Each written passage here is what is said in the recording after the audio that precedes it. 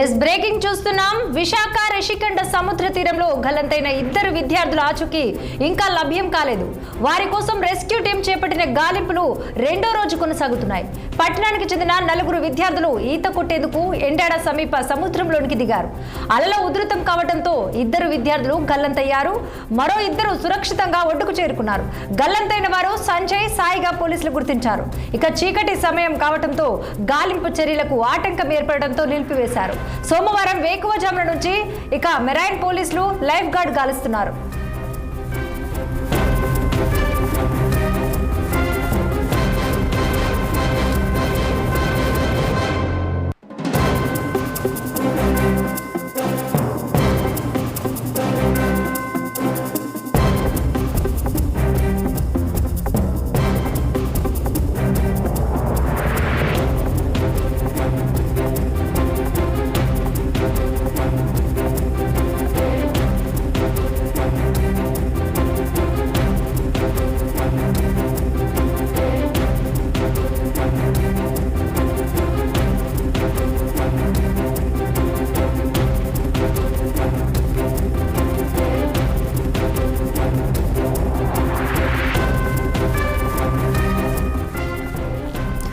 ఇక ఇదే అంశానికి ఇంకా మరింత సమాచారం అందించేందుకు మా ఉత్తరాంధ్ర ప్రతినిధి కన్నబాబు ఫోన్ లైన్ లో ఉన్నారు.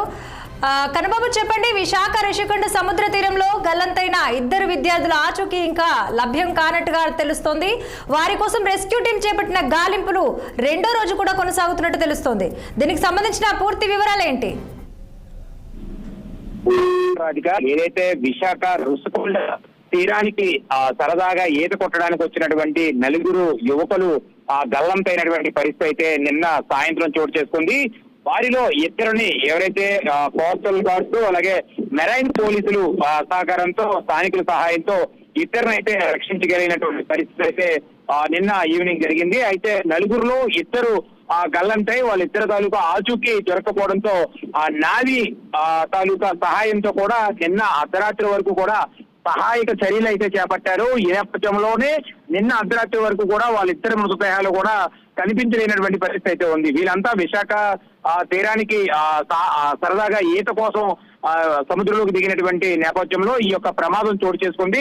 అయితే విశాఖ సాగర తీరంలో ఒక ఋషికొండలోనే కాదు, విశాఖ ఆర్కే బీచ్ లో అనేక సందర్భాల్లో ఇప్పటికే సుదీర్ఘ ప్రాంతాల నుంచి, ఎందుకంటే విశాఖ సాగర తీరం అనగానే అందరికీ విశాఖపట్నం అనగానే ముందుగా గుర్తొచ్చేది టూరిజం స్పాట్. ఈ టూరిజం స్పాట్ లో ముఖ్యంగా సాగర తీరానికి సరదాగా సేద తీరానికి వచ్చేందుకు కొంతమంది అయితే, మరికొంతమంది ఈ సముద్రం యొక్క అలలు, ఈ సముద్రంలో కొంతమంది సేద తీరుదామన్నటువంటి ఆలోచనలో మరికొంతమంది విశాఖ ఆర్కే బీచ్ కి అయితే రావడం జరుగుతుంది. ఈ క్రమంలోనే నిన్న సాయంత్రం రుషికొండ బీచ్ కు చేరుకున్నటువంటి 4లో ఇద్దరిని కోస్ట్ గార్డ్స్ అలాగే మెరైన్ పోలీసులు రక్షించగా మరో ఇద్దరు మిస్ అయినటువంటి నేపథ్యంలో ఈ రోజు సుమారుగా ఉదయం వీళ్ళిద్దరు బాడీలు కూడా ట్రేస్ అవుట్ అయినట్టుగా వాళ్ళ తాలూకా బంధువులు అలాగే ఇప్పుడున్నటువంటి మెరైన్ డిపార్ట్మెంట్ అధికారులు అయితే చెప్తున్నటువంటి పరిస్థితి ఉంది. అయితే స్నానం చేస్తుండగా అలలు పెద్ద ఎత్తున రావడం, అంటే దీని తాలూకా ప్రభావం, అల్పపీడనం ప్రభావం కూడా దీని మీద ఉండుండొచ్చేమో అనేటువంటి అంచనాలు కూడా ఉన్నాయి. ఎందుకంటే సముద్రం అల్పపీడనం ఏర్పడిన తర్వాత కొంత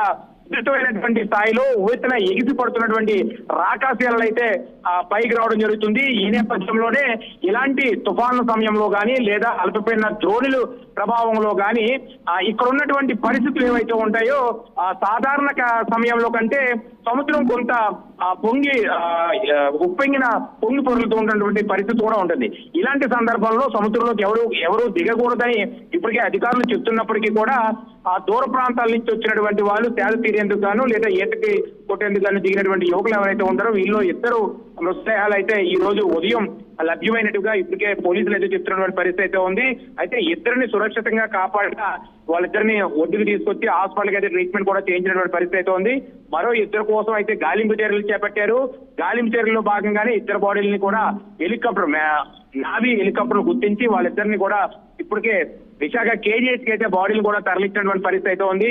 అయితే అధికారులు పదే చెప్తున్నారు, ఎందుకంటే విశాఖ సాగర తీరం చాలా వరకు కూడా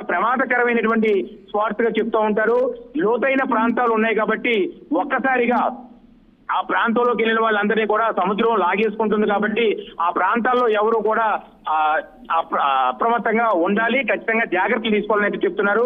వీళ్ళిద్దరు తాలూకా కుటుంబ సభ్యులు ఇస్తే విశాఖ KGHC దగ్గర కన్నీరు మున్నీరు అవుతున్నటువంటి పరిస్థితి కూడా మనం చూడొచ్చు. Okay, right Kannababu.